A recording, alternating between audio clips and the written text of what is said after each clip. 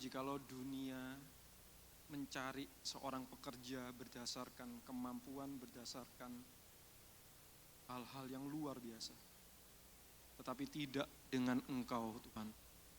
Di dalam ketidakcakapan kami, di dalam kelemahan kami, di dalam kekacauan kami, Engkau menginginkan kami. Biarlah Tuhan kami sungguh boleh menyadari anugerah-Mu, bahwa Engkau adalah Allah yang kudus, Allah yang luar biasa. Tetapi Engkau berkenan kepada kami, manusia yang berdosa, untuk melayani Engkau dalam segala kecacatannya. Karena itu Tuhan, biarlah kesadaran kami akan anugerah-Mu inilah yang menolong kami Tuhan terus menerus, untuk akhirnya kami dapat memberi yang terbaik, dan terus semakin baik. Tuhan, tolong setiap kami saat ini kami mau belajar kebenaran firman-Mu. Tolong kami untuk kami dapat mengerti kebenaran-Mu, dan tolong kami untuk dapat mengerti kasih-Mu yang luar biasa bagi setiap kami sebagai dasar pelayanan kami. Terima kasih Tuhan, di dalam nama Tuhan Yesus kami berdoa dan mengucap syukur. Amin. Jemaat silakan duduk kembali. Shalom. Waduh, semangat ya, senang sekali ya. Memang harus gitu ya, pelayan ibadah, pelayan Tuhan itu harus semangat. Kalau melayani nggak semangat, aduh, yang dilayani akhirnya juga males-males gitu ya, juga nggak ada semangatnya. Ya, selamat malam, perkenalkan nama saya Krishna. Ya, senang sekali saya boleh diundang, saya mendapatkan kesempatan untuk boleh melayani di tempat ini. Nah, tema yang diberikan kepada saya adalah altar ya. Mari saya ajak kita membuka satu bagian firman Tuhan yang terambil dari Yosua 7.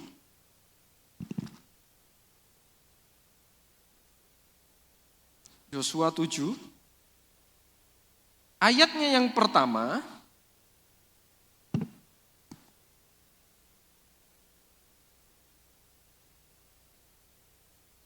Yosua 7 ayatnya yang pertama, dan ayatnya yang ke-10 sampai dengan yang ke-13. Apabila Bapak Ibu Saudara sudah mendapatkannya, saya akan membacakannya bagi setiap kita. Dosa dan hukuman akan. Tetapi orang Israel berubah setia dengan mengambil barang-barang yang dikhususkan itu, karena Akan bin Karmi bin Sabdi bin Sera dari suku Yehuda mengambil sesuatu dari barang-barang yang dikhususkan itu atau yang dikuduskan itu, lalu bangkitlah murka Tuhan terhadap orang Israel. Ayat 10, lalu berfirmanlah Tuhan kepada Yosua, bangunlah, mengapa engkau sujud demikian? Orang Israel telah berbuat dosa, mereka melanggar perjanjianku yang kuperintahkan kepada mereka. Mereka mengambil sesuatu dari barang-barang yang dikhususkan itu, mereka mencurinya, mereka menyembunyikannya, dan mereka menaruhnya di antara barang-barangnya. Sebab itu orang Israel tidak dapat bertahan menghadapi musuhnya, mereka membelakangi musuhnya sebab mereka itu pun dikhususkan untuk ditumpas. Aku tidak akan menyertai kamu lagi jika barang-barang yang dikhususkan itu tidak kamu punahkan dari tengah-tengah kamu. Nah, Bapak Ibu Saudara sekalian, saya mau cerita singkat tentang konteks, tentang latar belakang bagian ini. Jadi setelah Musa meninggal, Yosua itu diperintahkan Tuhan itu untuk merebut tanah Kanaan. Gitu ya. Nah, pertama kali ketika mereka merebut tanah Kanaan, mereka itu merebut kota apa? Kota apa? Ketika pertama kali merebut tanah Kanaan, kota pertama yang direbut kota apa Bapak Ibu? Kota apa? Kota Yeriko Bapak Ibu. Nah, itu kota pertama yang direbut. Ya kan? Gimana cara merebutnya? Gimana? Gimana Bapak Ibu? Hah? Marching band Bapak Ibu. Keliling bawa alat musik Bapak Ibu ya. Tuhan bilang kamu harus merebut kota Yeriko. Dan kita tahu kota Yeriko itu adalah kota yang kubu pertahanannya itu kuat. Temboknya itu, bentengnya itu tebel. Nah, kalau nggak bisa masuk, nggak bisa menghancurkan kota. Nah, makanya Tuhan itu nyuruh mereka, disuruh keliling, gitu ya. Berapa kali keliling? Berapa? Berapa? Ya, siapa lagi? 12, ada lagi? Ada lagi tawaran yang lain? Berapa? 7. Ada lagi? Ya, penawaran yang lebih besar lagi atau lebih kecil lagi ada? Waduh, berapa Bapak Ibu? Betul sekali. Mereka itu muter 7 hari. 6 hari pertama cuma sekali. Hari yang ke-7 mereka harus muter 7 kali. Dan ketika putaran ke-7 mereka meniupkan trompet sangkakala dan mereka berteriak, roboh itu benteng tebel itu ya. Mereka masuk, mereka habisin Yeriko. Tuhan menyuruh ketika lu masuk habisin Yeriko, lu harus tumpas habis semua. Tidak boleh ada yang disisakan. Barang mau ternak, mau apa, sikat habis. Apa mau wanita, mau anak-anak, tumpas habis. Barang-barang emas diambil khusus untuk perabot rumah Tuhan. Jadi dikhususkan. Gitu ya. Tetapi ternyata ada satu orang yang bernama Akan, dia enggak taat, Bapak Ibu. Dia mengambil sesuatu yang dikhususkan untuk dimusnahkan. Gitu ya. Jadi diambil sama dia. Nah, peperangan berikutnya itu adalah melawan kota Ai, Bapak Ibu. Nah, kota Ai dan kota Yeriko itu enggak ada apa-apanya. Kota Ai itu kecil. Jadi Yosua menyuruh pengintai datang ke sana, intai. Ternyata ketika diintai dia bilang, gak usah bawa banyak-banyak. Cukup 3.000 kalau gak salah. Cukup 3.000 atau 3.000 orang aja kita pasti menang. Karena kotanya lemah. Tetapi ketika mereka perang, melawan Yeriko mereka menang. Melawan kota Ai, mereka kalah. Mereka lari Bapak Ibu. Kenapa? Karena dikatakan Tuhan tidak menyertai mereka. Kenapa Tuhan tidak menyertai mereka? Karena ada dosa yang diperbuat oleh orang Israel. Siapa yang berbuat? Bukan satu suku, tapi satu orang. Bukan satu keluarga, tetapi satu orang, yaitu namanya Akan. Nah Bapak Ibu, apa yang ingin saya sampaikan hari ini? Yosua 7 itu mengajarkan pelajaran yang kuat tentang pentingnya kekudusan. Terlebih lagi di dalam pelayanan, khususnya kalau kita berbicara tentang pelayanan altar. Bagian ini memberi peringatan akan dosa satu orang yang memberikan kehancuran, yang memberikan pengaruh kepada satu bangsa. Bayangkan, gara-gara satu orang, satu bangsa kalah. Ini bukan main bola ya Bapak Ibu ya. Kalau gara-gara satu orang di red card ya mungkin kalah. Enggak. Ini penting ini. Gara-gara satu orang, satu bangsa itu mengalami kekalahan. Nah Bapak Ibu ketika kita berbicara tentang altar, pelayanan altar, kita itu mesti tahu. Altar itu kita harus mengerti bahwa altar itu melambangkan kehadiran dan kuasa Tuhan. Nah kita mesti memahami. Sebagai pelayan altar, sebagai pelayanan di dalam ibadah ya, betul ya, Pomex ya. Kita harus mengerti bahwa altar itu melambangkan sebuah kehadiran dan kuasa Allah. Altar adalah tempat suci di mana kehadiran Allah dihormati. Di mana korban dipersembahkan, di mana kita mengalami kuasa dan belas kasihan Tuhan. Di altar, umat Allah datang untuk apa?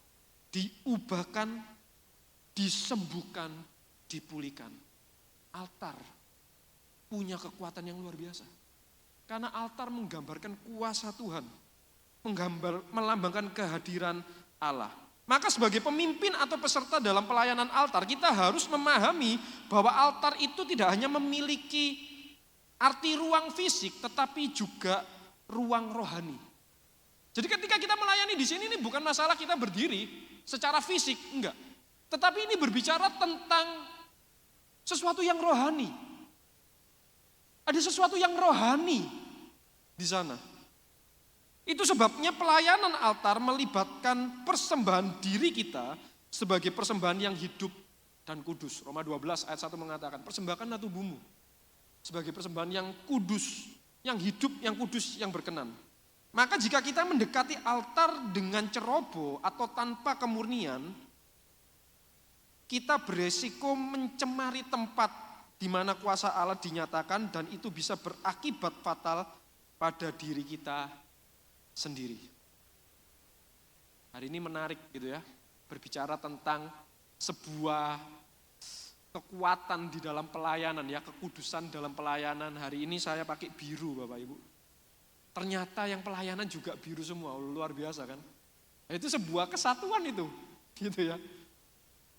Dan itu penting, itu punya kekuatan. Nanti kita akan lihat.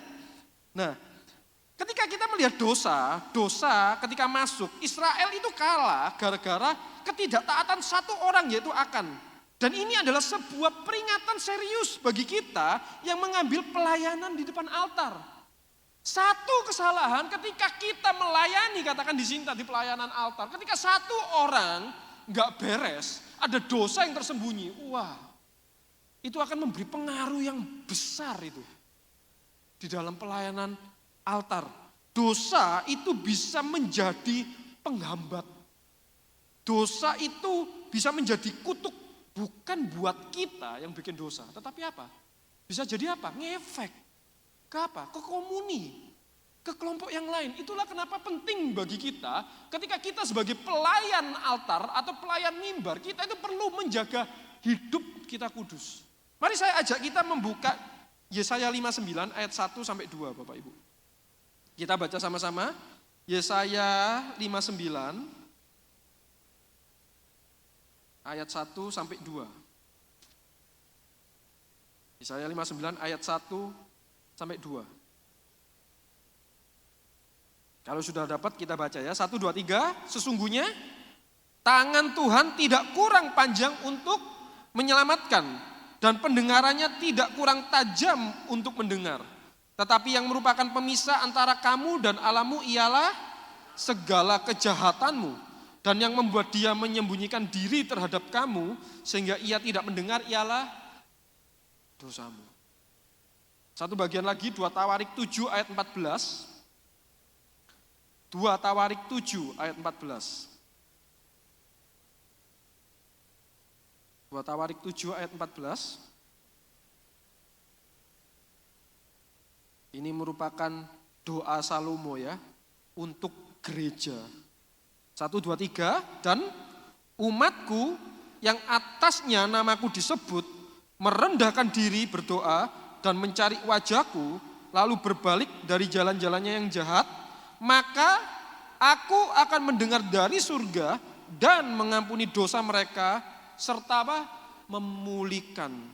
Ingat Bapak Ibu tadi saya bilang altar itu tempat umat Allah datang untuk apa? Diubahkan, disembuhkan, dipulihkan. Itulah sekali lagi kita sebagai pelayan altar, kita tidak bisa main-main. Karena altar ini benar-benar kudus. Nah sekarang relevansinya bagi kita apa Bapak Ibu? Kita harus melihat bahwa pelayanan altar atau ibadah itu adalah sebuah peperangan rohani. Sebuah peperangan di mana kita itu memenangkan hati bagi Tuhan.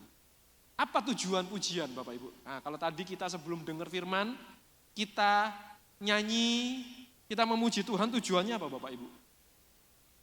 Apa Bapak Ibu? Apa? Apa tujuannya? Loh, harus bisa jawab, apa tujuannya? Waduh. Apa tujuannya Bapak Ibu? Tujuannya adalah apa? Mempersiapkan hati jemaat untuk Tuhan. Membawa fokus mereka dari dunia kepada Tuhan. Itu tujuan kita itu memuji Tuhan. Kita itu membawa fokus mereka itu kembali kepada Tuhan. Apa tanda penyembahan yang benar, ayo Bapak Ibu? Sebuah penyembahan yang benar atau dikatakan penyembahan yang ngangkat itu seperti apa Bapak Ibu? Seperti apa Bapak Ibu? Apakah ketika orang angkat tangan? Apakah ketika orang apalagi menari?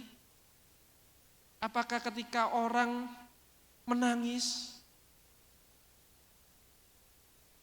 Kita itu merasa ngangkat itu gimana Bapak Ibu?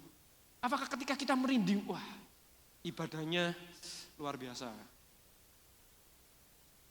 Ibadah yang benar, ibadah yang ngangkat itu seperti apa, Bapak Ibu? Ketika jemaat menyanyi karena menyadari anugerah Tuhan yang besar dalam hidup mereka. Orang kalau nyanyi itu motivasinya banyak. Lagunya enak ya nyanyi. Musiknya enak, nyanyi kita. Jadi ketika kita nyanyi itu dasarnya banyak. Tetapi pujian yang benar, pujian yang benar-benar sejati itu adalah kita menyanyi kenapa? Karena kita benar-benar mengalami kekudusan Tuhan. Dan kekudusan Tuhan itu membawa kita kepada apa? Pengakuan menyadari Tuhan, aku ini berdosa. Dan ketika kita menyadari Tuhan, aku berdosa, Tuhan, aku membutuhkan keselamatanmu. Ketika kita berhasil membawa orang sampai benar-benar kerasa, Tuhan, aku membutuhkan Engkau. Aku membutuhkan keselamatan. Wah, itu ibadah yang luar biasa, Bapak Ibu. Itu ibadah yang luar biasa. Nah, bagaimana kita membawa mereka? Bukan dengan musik, bukan dengan suara yang merdu. Ya memang perlu itu ya, memang perlu. Tetapi yang lebih penting lagi adalah hati kita.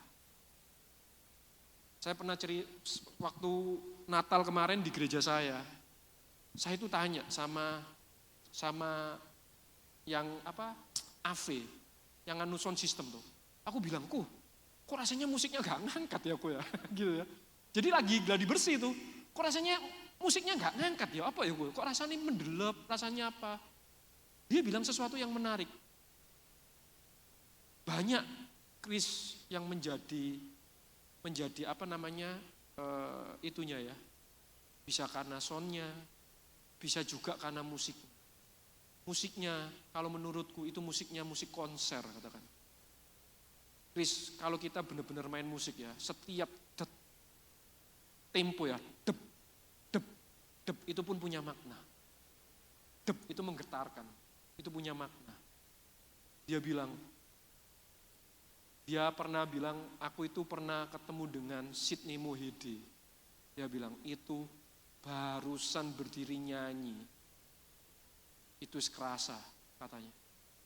Bapak Ibu, kalau Bapak Ibu tahu Bill Graham, sudah meninggal ya, pengkhotbah besar Bapak Ibu. Itu kalau calling Bapak Ibu, dia berdiri, musik jalan, dia angkat tangan, sudah getar semua Bapak Ibu, gila gak? Bill Graham itu kalau mau KKR, yang utama itu satu, pendoa. Kalau gak ada doa gak usah deh. Bayangin Bapak Ibu, belum ngomong loh. Dia berdiri angkat tangan, itu orang udah maju Bapak Ibu. Hati kita itu yang penting.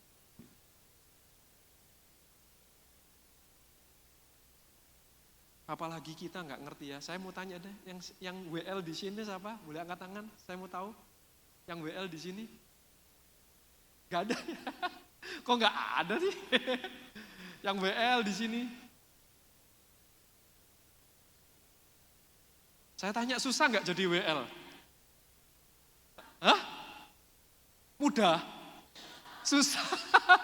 Apa susahnya? Kalau boleh tahu susahnya apa? Susahnya apa? Apa susahnya? Jadi WL itu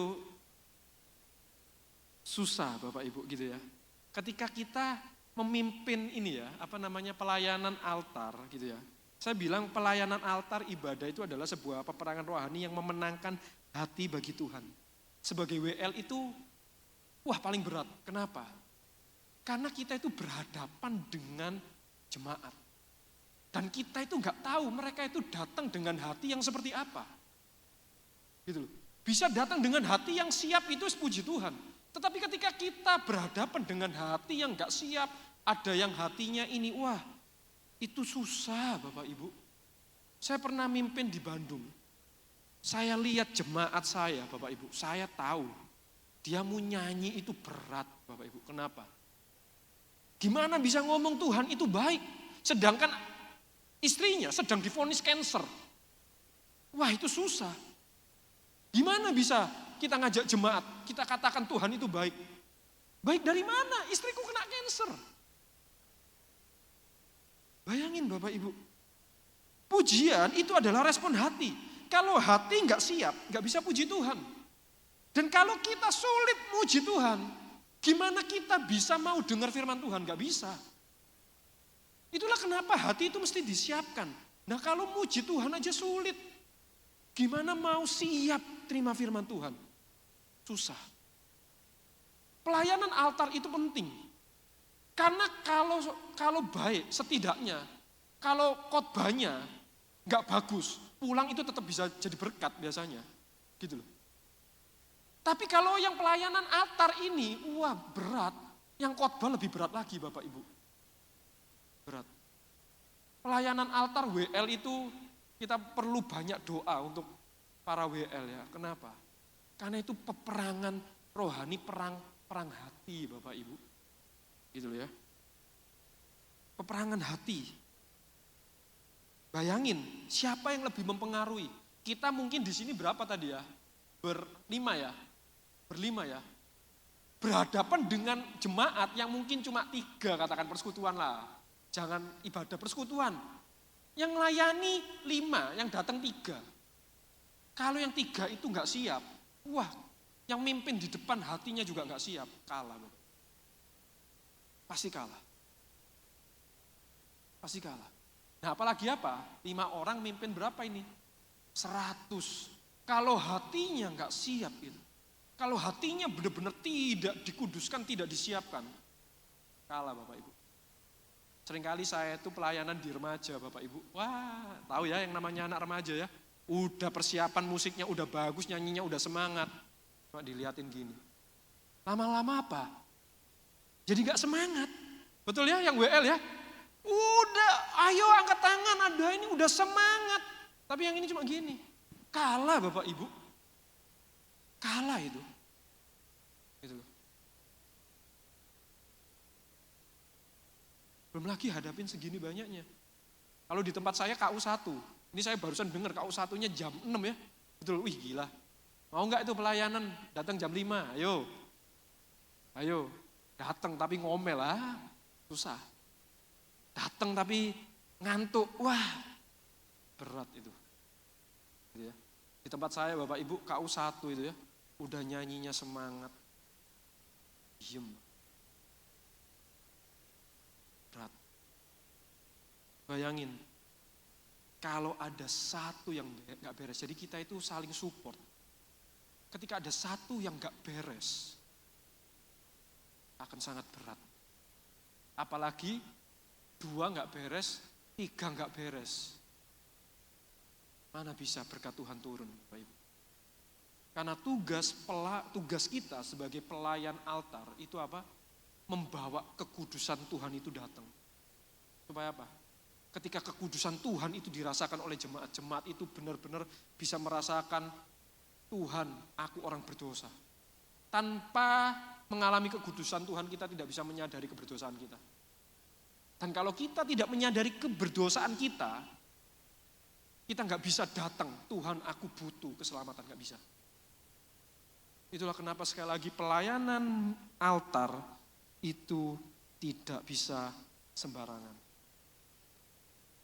Nah sekarang yang menjadi pertanyaannya kita masuk. Maka bagaimana kita dapat menjaga kekudusan hidup? Karena sejatinya Bapak Ibu, setiap kita itu memiliki potensi seperti Akan. Setiap kita memiliki potensi seperti Akan. Kenapa? Karena kita memang manusia berdosa. Yang apa? Bisa berubah tidak setia. Motivasinya bisa salah dalam pelayanan. Gitu ya. Udah semangat hari ini pelayanan. Pagi-pagi ribut sama anak. Pernah terjadi kayak gitu Bapak Ibu? Bukan pernah ya, sering ya gitu ya. Kita itu kalau pelayanan, wah setan itu aneh-aneh lah kerjaannya. Aku mau pelayanan, anak gak iso diatur. Anak tantrum misalnya, guyu, ketawa. Rasain, betul gak? Nanti suami ribut lah, istri ribut lah. Ada sing telat, gak bangun lah. Wih, hatimu siap. Jadi gak siap. Mau muji Tuhan jadinya apa? Ngamuk-ngamuk. Setiap kita memiliki potensi seperti Akan. Bisa berubah tidak setia. Motivasi kita bisa berubah. Hati yang tidak serius. Siapa yang di sini kalau latihan telat? Kalau latihan aja telat, Bapak Ibu. Mana keseriusan kita ngelayan? Gitu loh. Kita itu kalau latihan, kita itu bukan gladi bersih, Bapak Ibu. Kita kan bukan konser. Jadi ketika kita latihan, kita itu sebenarnya sedang memuji Tuhan. Dan itu susah. Tuhan, aku latihan memuji kamu, mana bisa? Latihan memuji mana bisa? Gak bisa. Di dalam latihan pun kita serius enggak? Gitu ya. Yang skillnya kurang. Mau belajar enggak? Anak remaja saya itu gitu. Udah telatan gitu ya. Terus diajarin, dibilangin, nanti ya sebelum datang pelajari dulu. Enggak didengerno. YouTube enggak didengerno, enggak dipelajari. Terus tak wis mari latihan. Catatannya dibawa pulang ya? Enggak, ditinggal. Gimana bisa membawa berkat kalau model kita kayak gitu? Gitu ya. Kita pelayanan enggak serius, latihan enggak serius. Motivasinya macam-macam, ada yang mau pamer gitu ya. Wih, jago sih drumnya. Mainnya, wih, freestyle. Gitarnya freestyle misalnya. Setiap kita bisa jadi seperti Akan, rekan-rekan, Bapak Ibu. Gitu ya. Bisa berubah tidak setia motivasi kita. Hati yang tidak serius. Lebih celakanya lagi apa? Meremehkan dosa. Pelayanan tapi apa? Misu-misu. Pelayanan tapi apa? Masih rokokan. Pelayanan tapi apa? Minum-minum. Sebelum pelayanan apa? Nonton pornografi kemarinnya. Bisa. Bahkan apa? Hari ini bisa. Sebelum pelayanan apa? Pacarannya sembarangan seks bebas. Bapak Ibu, saya pernah tanya waktu saya melayani di Bandung. Seorang ketua pemuda dengan anggotanya. Jadi ketuanya cowok, pacarnya itu cewek, pemerhati Bapak Ibu. Wah, pacarnya itu sangat ramah. Jadi orang baru disambut, jadi so welcome. Tapi suatu kali saya tanya, gimana hubungan kamu sama pacarmu? Sama si ini, dekat Bapak Ibu. Dan saya yang doain mereka waktu pacaran, Bapak Ibu, waktu jadian, saya ngikutin. Jadi waktu retreat remaja, dia jadi panitia, saya tanya, gimana kamu sama si itu? Nanti aja aku tak ceritain setelah ini, ya wis. Terus setelah itu tak tanyai, gimana? Langsung nangis Bapak Ibu. Kenapa? Karena pernah melakukan hubungan seks. Ketua dan juga anggotanya. Pemerhati. Yang cewek itu sangat aktif Bapak Ibu. Worship leader Bapak Ibu. Ketika saya dengar, aduh Bapak Ibu rasanya sakit. Saya bilang, sorry, kamu harus berhenti. Lu harus tak disiplin, lu tidak boleh pelayanan dulu, lu tidak boleh ambil perjamuan kudus. Kenapa Bapak Ibu? Karena kalau itu tidak dihentikan, itu menghancurkan gereja dan menghancurkan orang yang melayani. Kita nggak bisa sembarangan dengan dosa.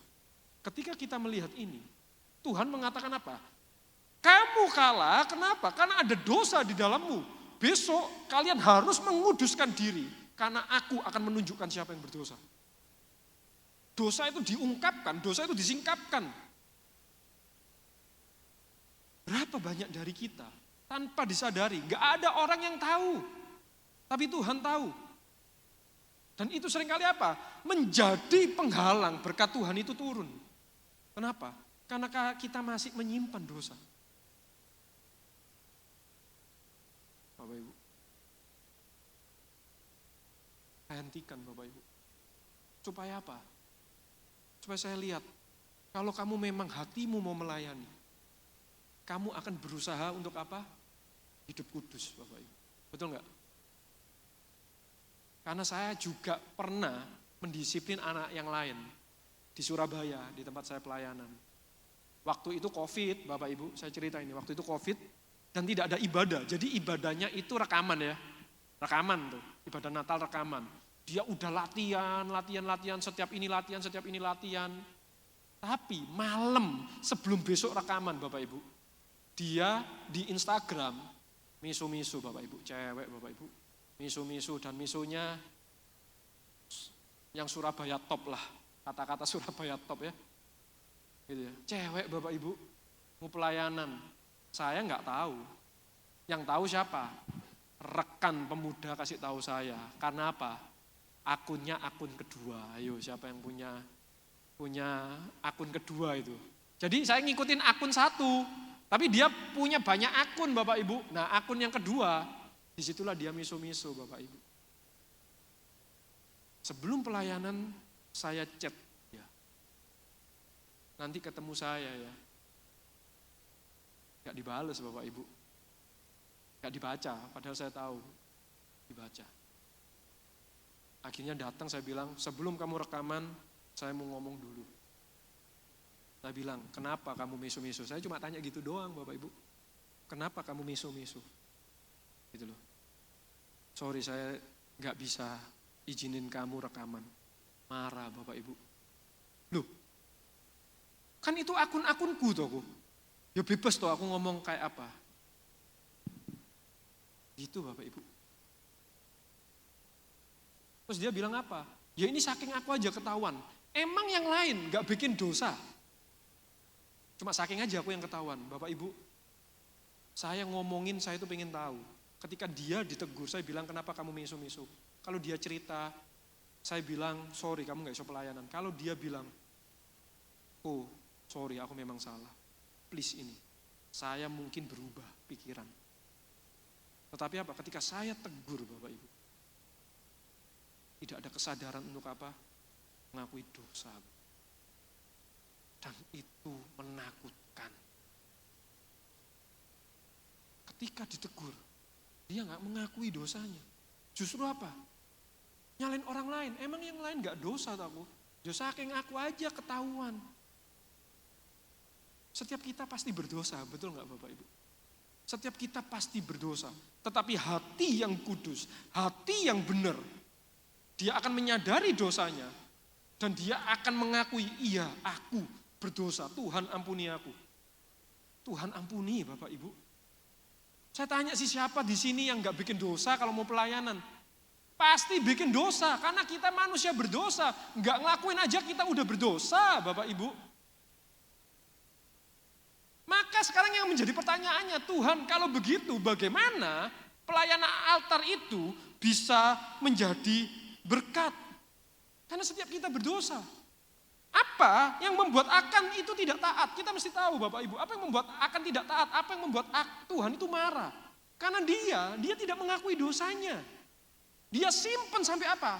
Orang-orang mengalami masalah gara-gara dia. Dia tidak mau mengakui. Dan kenapa akan itu tidak taat? Nah ini yang penting. Kalau kita baca ayat 21 di sana dikatakan karena dia lebih tertarik dengan harta. Tuhan suruh musnahkan, dia bilang apa? Aku melihat jubah yang indah dan aku tertarik.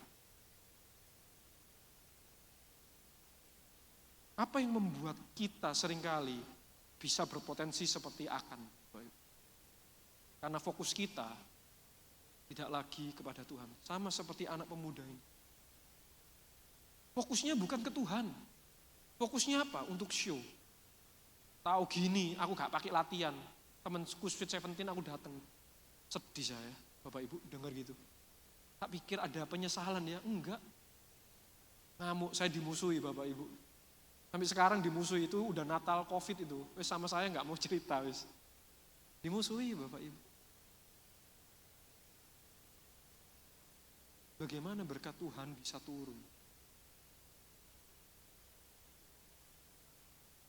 Kita membandingkan dengan cerita Yesaya. Kita tahu ya bagaimana Yesaya dipanggil.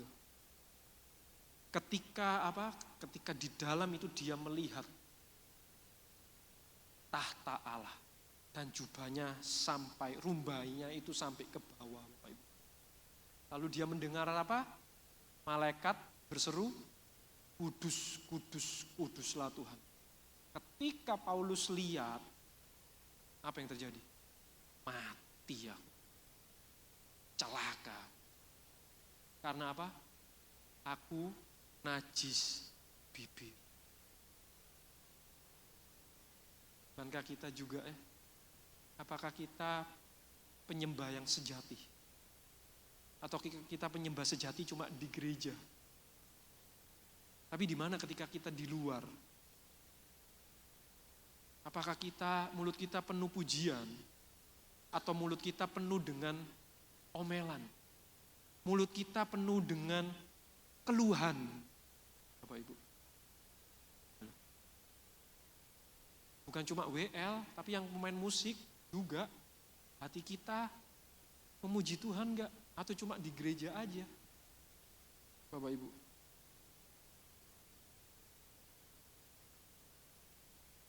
Ketika dia melihat Tuhan di altarnya dan malaikat berkata kudus, kudus. Saya bilang mati aku celaka karena aku najis bibir. Tapi ketika kekudusan Allah membuat Yesaya menyadari keberdosaan. Dan ketika dia menyadari keberdosaannya, apa yang terjadi Bapak Ibu? Anugerah Allah itu turun. Ditempelkan bara dan dikatakan apa? Aku menghapus dosamu. Dan itulah ketika ditanya, siapakah yang mau pergi untuk aku? Siapakah yang mau aku utus? Yesaya bilang apa? Ini aku Tuhan, utuslah dia. Enggak ya, utuslah saya. Bapak Ibu, itulah kenapa penyembahan, pujian, pelayanan itu adalah anugerah. Kita mesti bersyukur dapat kesempatan. Cuma masalahnya adalah apakah setiap kita menyadari dan mengerti akan hal ini. Kita mengerti enggak bahwa pelayanan itu adalah sebuah anugerah. Karena kita tahu kita manusia berdosa, kita mau ngakuin apapun tetap berdosa. Tetapi apa yang membuat kita mampu? Karena Allah sendiri yang menguduskan kita. Ketika kita mengakui dosa kita, Allah itu menguduskan kita. Itulah kenapa di dalam pelayanan kita, kalau kita mau benar-benar hati kita itu kudus. Hidup kita itu mesti connect. Makanya Yohanes 15 mengatakan di luar aku lu gak bisa apa-apa. Apa artinya gak bisa apa-apa? Lu gak bisa jadi benar.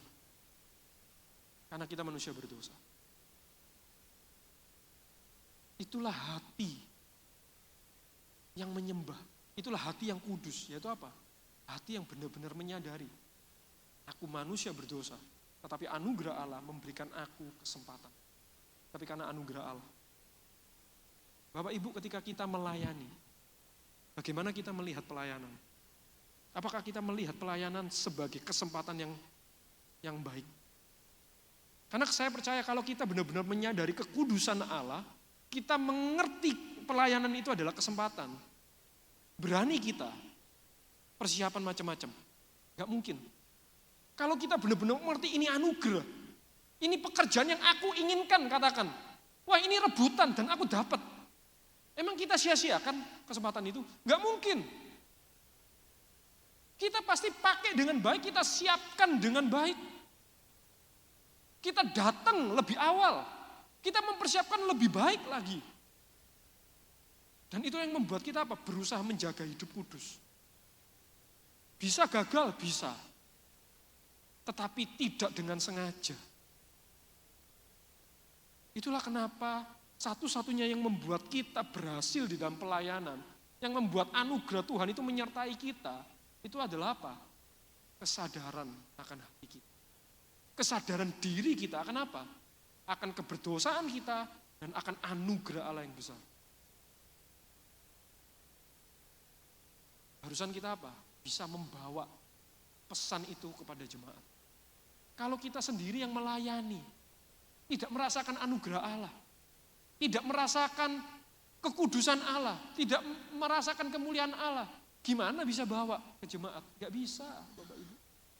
Pujian kita hanyalah apa? Pujian kosong. Cuma karena apa? Lagunya enak, lagunya aku suka, musiknya enak.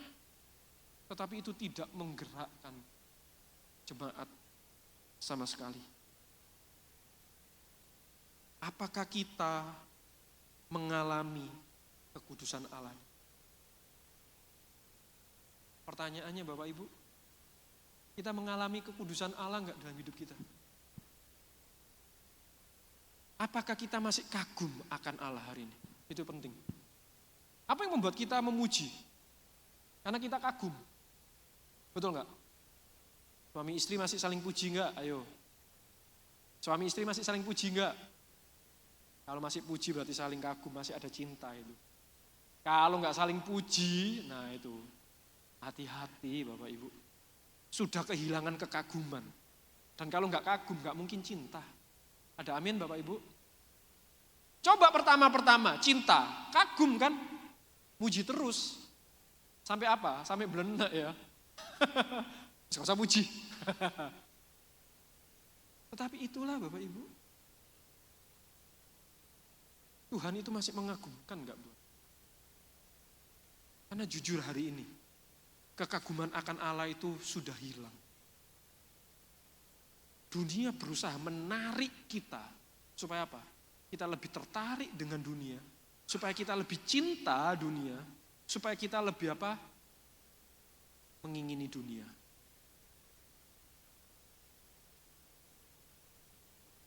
Tujuan pelayanan sekali lagi yaitu membawa umat mengalami dan merasakan kekudusan Tuhan atau kemuliaan Tuhan. Tujuan pelayanan altar adalah membawa jemaat itu mengalami kekudusan Tuhan. Mengalami kekaguman kembali akan Tuhan.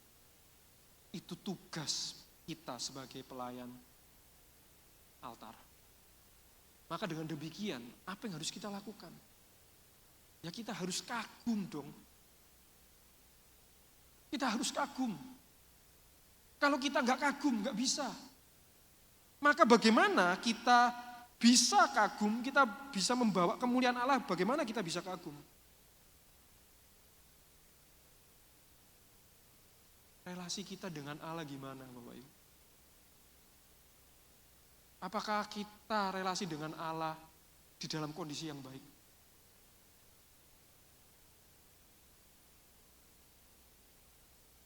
Bagaimana relasi kita dengan Allah? Apakah kita masih kagum dengan Allah? Tanpa kekaguman, kita tidak akan bisa melayani dengan baik.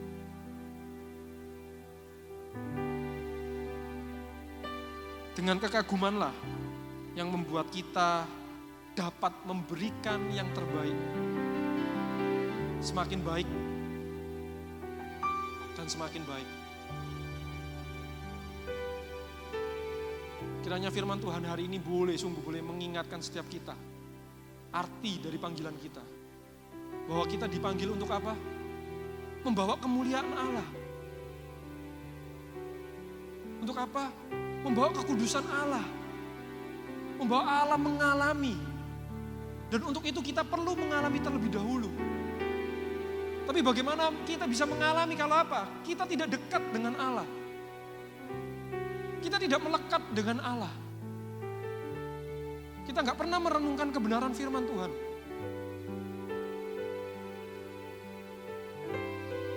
Dan yang kedua, apakah kita mengakui segala dosa dan pelanggaran kita? Tanpa pengakuan, kita tidak akan pernah kudus karena kita adalah manusia yang berdosa. Yakobus 5 ayat 16 mengatakan, karena itu hendaklah engkau saling mengaku dosamu dan saling mendoakan. Mari kita mengambil waktu teduh sejenak.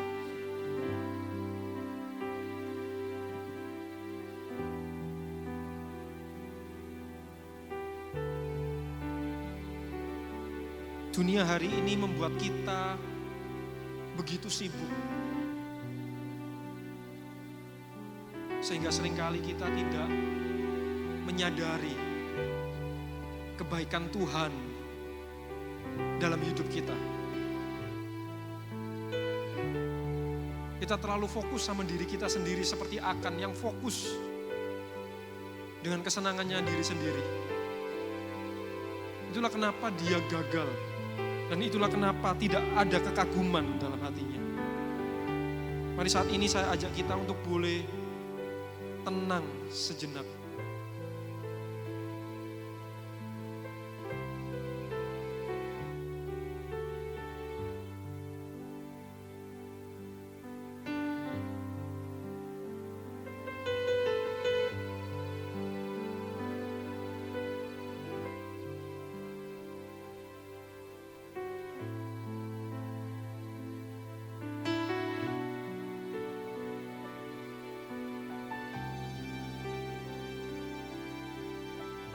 Mari saya ajak kita boleh menaikkan sebuah pujian yang mengatakan, Kudus, kuduslah Tuhan.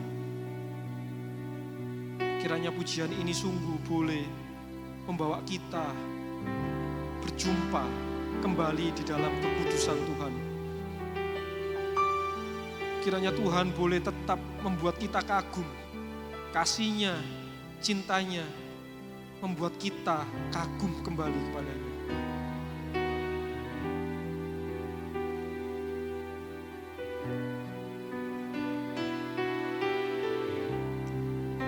Mari kita katakan, ku datang Tuhan dalam hadirat-Mu. Ku datang Tuhan dalam hadirat, berhiaskan kekudusan. Kekudusan, seluruh surga sujud menyembah-Mu.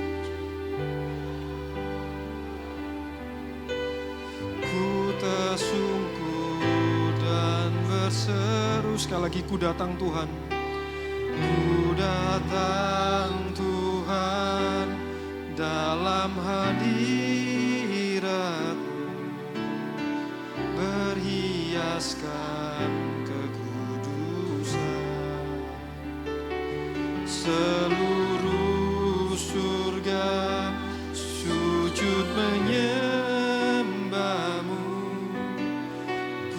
Tersungkur dan berseru, kudus, kuduslah, kudus, kuduslah, kuduslah Tuhan, Allah semesta alam.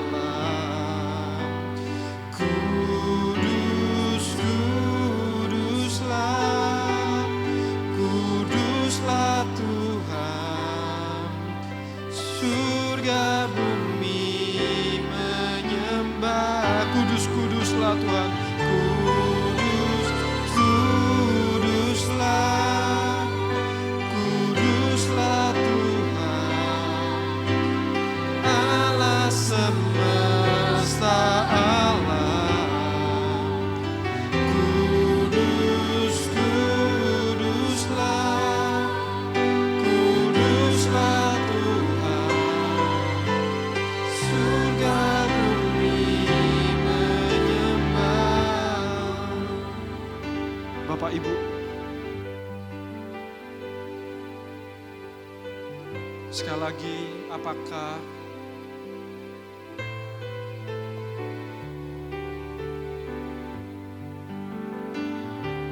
kita masih kagum akan Tuhan kita? Ataukah kita justru berubah? Kita kehilangan kasih kita yang mula-mula.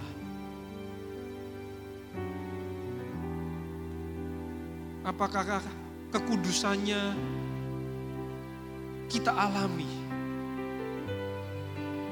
Sehingga itu membawa kita kepada hati yang tunduk, hati yang taat, hati yang serius. Atau kita sudah terlalu jauh darinya. Kita melakukan karena kita pelayanan, karena kita ditugaskan, atau mungkin karena kita ingin dilihat orang, atau mungkin supaya kita memang merasa aku sudah cukup jauh untuk menebus dosaku, aku mau melayani. Apakah kita masih memiliki hati yang serius? Bahkan hati yang takut akan Allah, hati yang menghormati Tuhan. Atau kita justru tidak lagi takut, kita meremehkan dosa. Bahkan kita hidup di dalam dosa, kita menikmatinya. Orang lain tidak tahu. Tetapi Bapak Ibu, Tuhan tahu. Karena itu saat ini jikalau kita masih terikat di dalam dosa, atau kita yang sudah sangat jauh, kembalilah. Karena kalau tidak itu akan menghancurkanmu lebih lagi. Itu akan menghancurkan kita lebih lagi.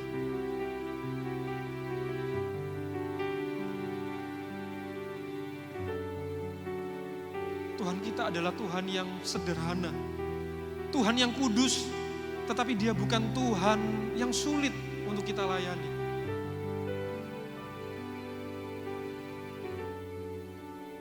Dia tidak peduli suara kita, Dia tidak peduli permainan musik kita, karena itu bisa ditambahkan olehnya.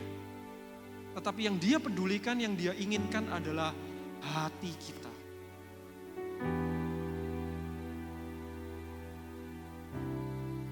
Kalau sungguh kita sudah mulai jauh, dan jika kita hidup di dalam dosa, entah itu pornografi, kecanduan, ketidaksetiaan, perselingkuhan,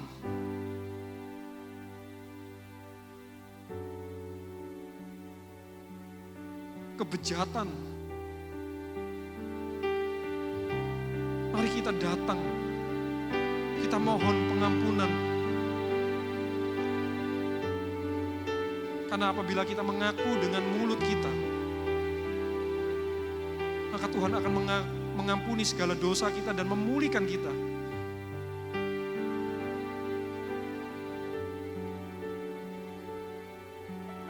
Tuhan, saat ini Krishna berdoa untuk setiap pelayanmu di tempat ini. Tuhan, kiranya Engkau yang boleh menyelidiki hati setiap mereka. Tuhan, kalau mereka sudah begitu jauh, Tuhan, kalau mereka tidak lagi setia, mereka sudah berubah tidak lagi setia. Tuhan, kiranya Engkau berkenan memanggil setiap kami kembali. Jangan biarkanlah Tuhan kami mengalami apa yang akan alami Tuhan. Bukan hanya akan yang dimusnahkan, bukan hanya akan yang dihukum, tetapi Tuhan, keluarganya pun juga dihukum. Istrinya, anak-anaknya semuanya mati Tuhan.